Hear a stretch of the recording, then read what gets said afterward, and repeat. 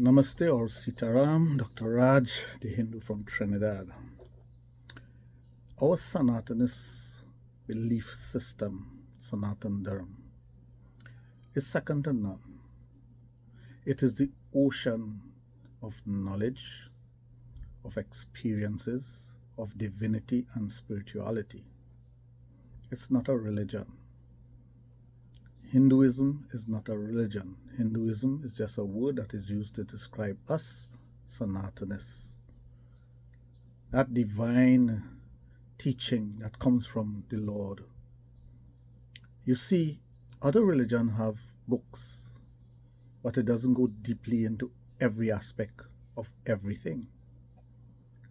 It casts a shadow over things and gives a small explanation. They can't deal with issues that the modern man needs answered. For example, death. We have a book on death called the Garud Puran.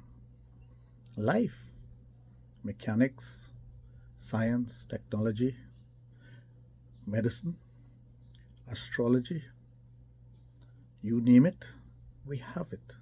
So it's an ocean of knowledge. But we need our young pundits and those who are leaders in societies to start explaining these things to the younger generation. Don't condemn them for the electronics that they love to have. No, use it as a means to get to them. Create information via small anecdotes, stories, however you want to do it, and reach the younger generation. Because you see, the world has changed. But as a Sanatanist Hindu, we know the world changes from time to time. Don't we have 4 yugas? We have 4 yugas. Don't we have an explanation for that?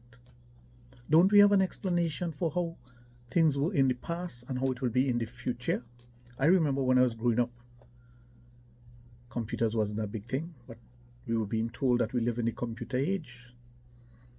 We were living in the age of technology. Technology wasn't a word that they were using, but they call it Kali Yuga. Kali Yuga is not a bad thing. It's one of the cycles that the earth goes through, human existence goes through. So we must be able, as teachers, as elders in society, to give that information, explain things, tell the young ladies why they need to cover their heads when they go to the temple. Tell the young men why they need to come to the temple and the mandirs. You see, we mistakenly think that when you go to a temple or a mandir, it is to chant the word of the Lord and listen to the Vyas. They don't realize that it is a spiritual center. And there are many spiritual centers that you can go to and sit quietly. Do a little meditation. Think of the Lord in whatever form you want to think about Him as. Look at the Shiv Lingam. Get the vibration that resonates from these things, because there is a vibration and you can feel it if you are spiritual. But even if you're not spiritual, you can go into any one of these buildings, any one of these ashrams, and develop your own spirituality. You can seek out a guru who can help you to do that. You can gain knowledge from all the books that we have out there. But not only knowledge, but raise your level of spirituality. Because Sanatanist Hindus, true Sanatanist Hindus, will tell you that Sanatan Dharma is all about spiritual enlightenment.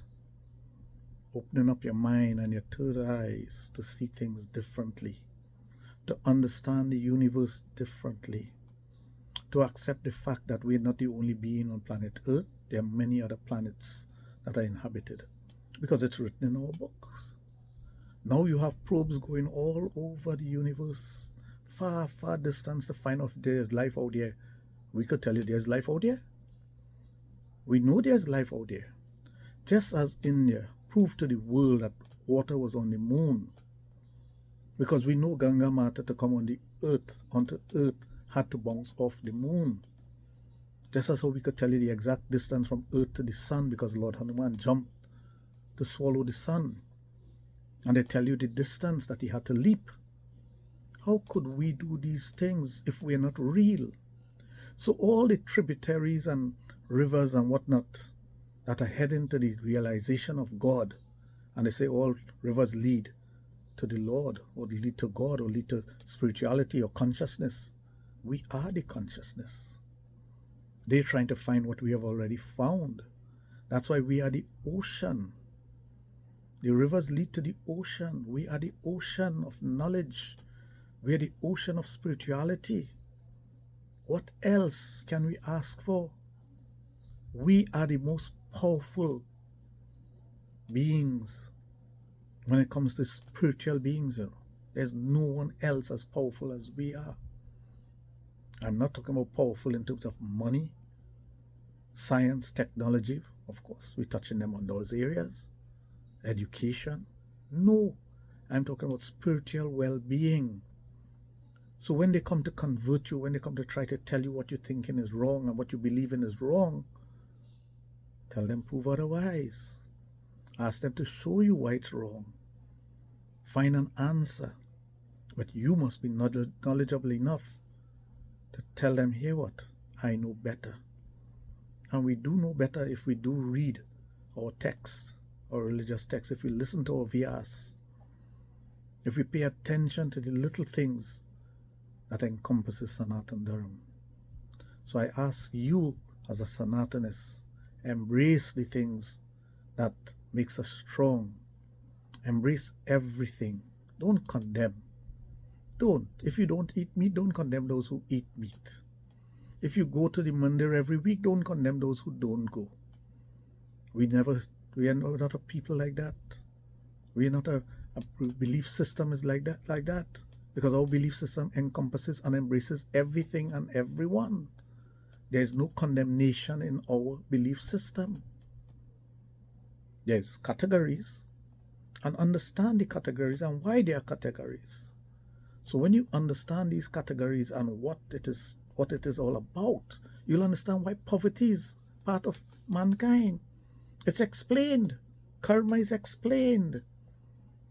So sometimes you say, why my neighbor rich and I not rich? That's your karma. It doesn't mean to say you work for something better or you try to improve your karma.